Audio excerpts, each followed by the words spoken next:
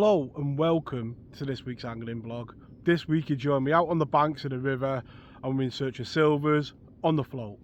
So you do join me at first light on a Sunday morning. We're into August now and there is a nip in the air this morning. As you can see, the cobwebs lined with dew, and it is just a beautiful, peaceful morning to be on the bank. These are the mornings that I really do enjoy. As we begin to move into those colder months, it is my favourite time of year when we begin to think about chub, pike, the dace and the roach to come. So I am an angler that doesn't really mind that nip in the air starting to come. I really do look forward to winter. So before we do get into the video, just a huge thank you to everybody that leaves the comments down below on the videos. I try my best in the week on my dinner hour in work to reply to the comments, and I really do enjoy just sitting down with a cup of coffee and replying to your comments. If you do enjoy the video and you are new around here, please hit that subscribe button down below. Leave the video a like because it really does help the channel out, and I really do hope you enjoy this week's video. So panning the camera around, we are in a bit of rare comfort for me today on a river. We've got the seat box out, the side tray, we've got plenty of baits to attack the swim. We've got the keep net in. You can see there using the long 17-foot rod, and just panning around and looking at the swim, you can see here slow moving water here down the swim, and it is this water here that we are going to target. There is a good bit of depth, you're talking 8, 9, 10 foot, so we're going to be putting our maggots in here, our hemp in here and corn, and we're going to be feeding a bit of ground bait as well. Try and get that bait down on the bottom here so we can just run that float over the top. And we start with the theory of start easy and only go hard if we have to. So taking a look at the side tray, we've got plenty of red maggot, plenty of Hinders hemp, we've got some of the little gem pellets, some corn, and I've mixed up some ground bait when they arrived on the peg, and I've got quite a bit behind me. It's got some of the pellets in it and the hemp, and when we find our line I'm just going to start feeding bits of ground bait into the swim like that to get it down on the bottom. The mix that I've gone with is the Hinders Supercharged Sweet, because there is Bream and they do like it sweet, and I've mixed in some of the margin mix that I had. Purely I had it in the house. I don't think they actually do this anymore, but I wanted that in there for the weight. I want to get that bait right down on the bottom. So setup wise, I've got one of the old snapper reels from Cornham, and on there I've got 4 pound 4 ounce glide line. The rod that I'm going with is my 17-foot Preston Innovations carbon active rod. Nice long rod. When you don't know what you're coming to, it's always good to have that extra length to cope with any swim. So float wise, I've gone with a 1.6 gram fine liner float, and yeah, it's one of my favourite floats that Cornham do, the 1.6 gram. It just sits perfectly in the water and allows you to have that extra weight to deal with a depth of swim. So to begin with, I've gone with that reverse shotting pattern because I want to catch anything that swims. So we've got 5 number 4, that should be 4 number 4, we'll have to sort that. You can see there we've got 3, 2 and 1, and that is down to one of the Cornham hook links, 4 pound line and a size 16 hook. So when I start a session, I do try and get from A to B and see if there's any snags before, you know, I start. And I've just been going through on maggot. I've had 1 or 2 little tiny roach, and I've not even put any ground bait in yet, and the float's buried right underneath my feet with a bream. Now there is a bad snag in front of me here, and I've put on 2 hook links already, so I was beginning just to try and find a line before I started vlogging. Well, as you can see there in the first bit of the light of the day, already first bream on the float. And there we go, bit of a mixed feeling about that. Obviously you want to get a line where you can fish, and we're 3 hook links in and yeah, managed to get down the swim, the float buried. We've got the target species, and if we can get a few of them today, we'll have a really nice net. So as you know, on the channel I do quite a bit of fishing, and I've had some weird things happen over the years, but the start of this session has been weird. I started off on my 17-foot rod, and we were getting bites round about here, but there was a snag about here, but we were getting bites. Then I had a bream while I was trying to find a line without any ground bait, and then I've just hit a better fish, as you can see on screen now, that went upstream, didn't feel like a bream, and then it's gone straight for this snag here and snagged me up. So I did find a line down this inside here that I'm going to try and target, just where them bubbles are there, rather than going a bit further out. But I always do carry with me my glide rod. So I've swapped from my 17-foot rod to my glide rod. The reason being, if I do hit a better fish, they're all going to go for that snag in front of me. So I need the power, I think, just to try and bully them a little bit. That my 17-foot rod just doesn't have that backbone. And we're just going to have to try and, you know, bully the fish a little bit if they start going for that snag. So I'm not really making any change to my setup. The shotting pattern is exactly the same, as is the depth of the swim really. I'm just going to put quite a bit of hemp down there, just hold that float going over the top of it. I'm just hoping to try and find a line where there isn't a snag. See there? If we can stay this close in, then we won't have any problems. But you can see there already that fish, whatever we've hooked here, it's gone straight out a little bit to that snag. But the glide is going to give me that backbone to try and bully them in front of me here. Again, it's another skimmer, and we haven't put any ground bait in at all. We could be on for a very good day's fishing, because we are getting quality fish, and we're just starting on maggot really. You see there, it's another quality fish. As long as we don't hit any snags down there underneath our feet, we can really begin to target that area there, because we can really hold back. We're going to struggle if we've got to go further out, most definitely, because control is not going to be as good as with the 17. But in them two bream, we've had a few fish. What I'm going to start doing is just feeding a bit of ground bait now into the swim. We could be on for a very good day's fishing. So I've mixed the ground bait up in a way that it's quite claggy, so I can just grab a nugget like that, just feed it directly into the swim. So it's going to fall to the bottom, and we're just going to go over that line of bait.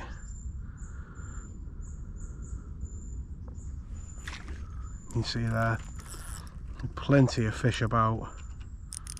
This is another quality fish coming right underneath the rod tip. See, really putting some pressure on it, because I don't want it to get into that snag. You can just see that glide just gives you the power to keep it up. You can see there the fish is going to dive for the snag. A great start, some real quality. We don't want that fish to get its head down, so we're keeping its head up. And already in them 3 bream, we've had a few decent fish in that bend in the rod. So at the start of this session, I have been starting on triple maggot. Obviously there's a few smaller roach in the swim, and there is quality, so I'm going to try targeting that quality by using cord on the hook. Feeding that hemp nice and positive. I'm going to start feeding a bit of corn into the swim. Obviously that's what we're using on the hook, and I'm going to keep on feeding them maggots, because I want some bait going through the swim as well. But the bonus is we can really hold back on this inside line. There we go. It's just coming on a piece of corn. There's another quality fish. And a skimmer. And again, that's one of them strange, maybe hybrid or pommies, maybe. I'll leave it to the comments section to decide, but it doesn't look like a true skimmer to me, that one. But just using that corn close in, so we're having some real quality. Keep on being positive with that corn, just feeding 5 or 6 pieces into the swim.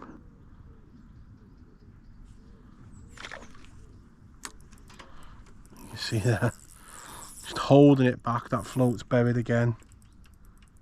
Again, the fish is trying to go out into that open water. We're keeping a nice bend in that rod, keeping the fish's head up. I say, trusting the setup. I've got a 4-pound hook link, a size 16 hook. It's another one of those quality bream. You see, now he's in front of me, control the fight, and if he goes for that snag, which is just there, got plenty of time to react. But what a start to a session. Now he's going upstream. We don't know what's up there. We don't want him to go digging, but we're controlling the fight and keep his head up, and that is a nice one. And again, just by keeping that feed going in, finding a line we can go down and having the right tackle, we're getting these fish that were snagging us up at the start in the net. And there we go, that's getting on there for the slabber dabber do, isn't it? Great fun on that cordon glide. We've had a few of these already this morning. What has been a bit of a mad blog to record. Normally, doing it a couple of years, I'm quite structured in how I put the blogs together. You know, start off by finding a line. That turned out to catch a bream. Then we lost a fish and lost a couple of hook links going through on a snag. Changed the setup. We found a line we can go down, and we've got the right tackle to try and bully these fish up the swim where we can play them. So every cast, I've got plenty of ground bait with me today, so every cast I'm putting in a nugget of that ground bait. You can see there, a bit of hemp and a bit of pellet in it. It's really squeezing it tight. We are literally feeding it right there, going straight over the top. Holding back, change back over to maggot because I did lose one in the swim, which is always a disaster. I go quiet for a little bit. Just changed over to maggot, hoping to get a few bites from maybe the smaller fish that are about. And the float's buried. We're another quality skimmer. Oh, he's getting on for the bream actually. And great fun and a way to catch them on the float. And we've definitely got the shotting pattern and tactics right. That reverse shotting pattern and another bream. So if these bream do keep down there, we could have a very good day's fishing, especially if they keep there when that sun gets on the water. Experience over the years though has taught me just to enjoy the moment. Let's get this beautiful bream straight back. And in angling, we do seem to be in a mad rat race at times against each other, or out there to catch the biggest and the best. I think sometimes we lose sight of just enjoying the moment and fishing for what it is. At the end of a working week, getting out on the bank, chilling out. I bend in the rod, I'm out with my uncle today. Great company and getting plenty of bites. Who knows how long these bream will stay underneath our feet. If they do disappear, it is going to be difficult finding another line because there is a big snag out there. Hopefully them hints and tips are helping you out. And if you have got a river near you that's got a few bream in, go and give it a go. It's great fun and nothing like the ones in the lakes.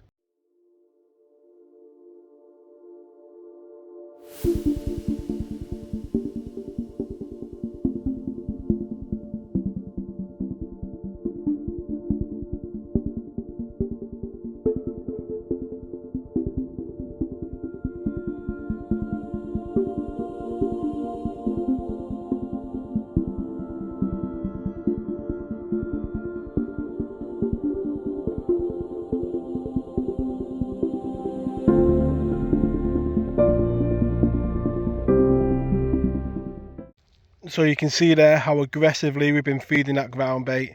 Been really positive. We put a bit of hemp in as well and plenty of the other baits. And when them better bream aren't about, there's plenty of bites on corn from these as well.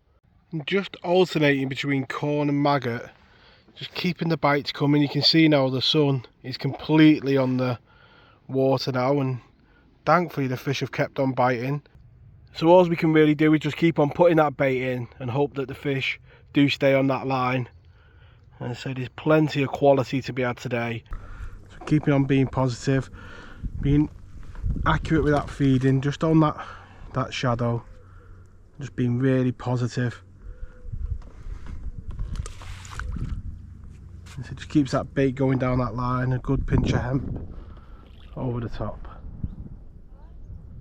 Just going to coat the bottom, get down to them bottom layers, and again just keeping on putting that maggot in just so there's that bait going through the swim. You see there, just holding that bait nice and slowly over that ground bait. The float just buries. There's plenty of them fish down there and the sun doesn't seem to be bothering them. I'm so glad I made the change over to the more powerful rod. It's stopped them kiting out and going for that snag, and just feel that pounding of a bream.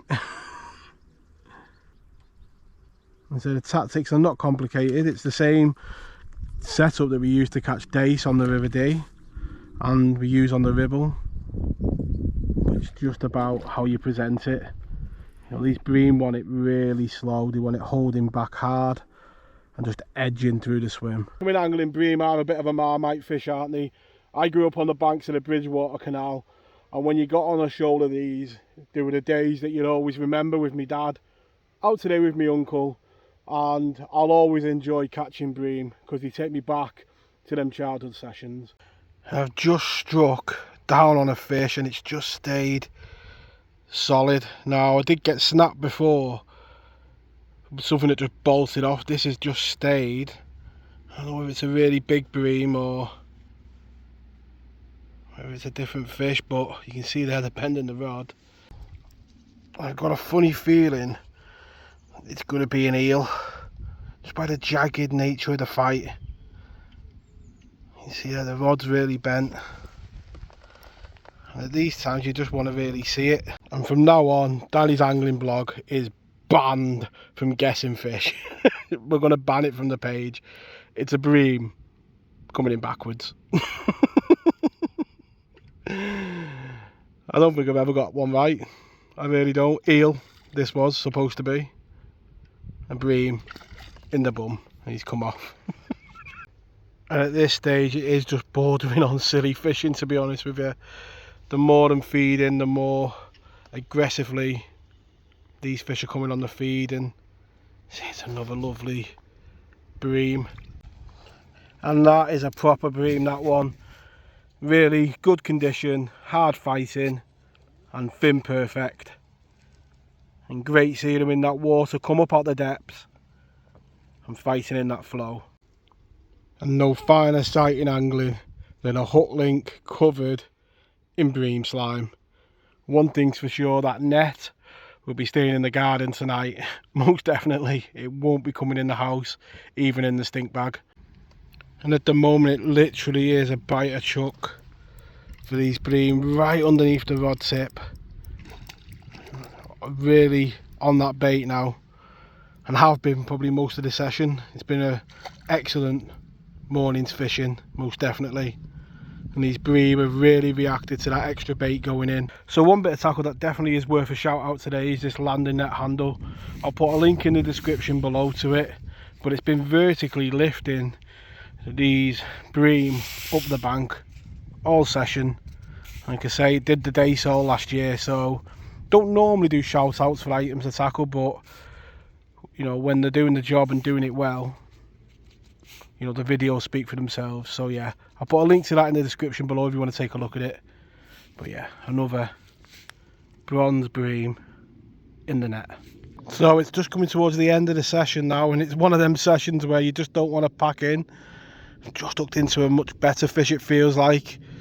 Just staying deep and not really as easy to bully as the others. It's gone downstream, it's just holding. Whether it's a slightly better bream or maybe a chub, but it doesn't feel like it's foul hooked, this one. Just got to be careful of that snag down there. Just try and get it upstream and keep it moving. We'll call that one the last one of the session, and I'll join you all at the very end to have a look at the final net. I'm going to enjoy probably the last half an hour of the day, and then we'll call it a day and head on home. So in the last half an hour, 45 minutes of the session, managed to pick up plenty more bites, just feeding that bait heavy, going over the top with the float, and the bream just kept on coming. At the end of the session, I quickly got the net out, got a quick video of the capture on what was a really memorable morning on the bank. So looking back on the session, to say I would be happy would be an understatement. You know, getting your tactics right to begin with the ground bait and really attacking the swim paid off. But changing over to that shorter rod with more power really did turn the session round. And it was one of them mornings on the bank where you look back and you think, wow, what a day's fishing. I really hope the hints and tips that I do share on the channel do help some of you out when you're angling. And if you have enjoyed the video, please leave it a like and subscribe down below. It really does help the channel out. All that remains now is to wish you all tight lines in your own fishing, and I'll catch you all next week. Tight lines.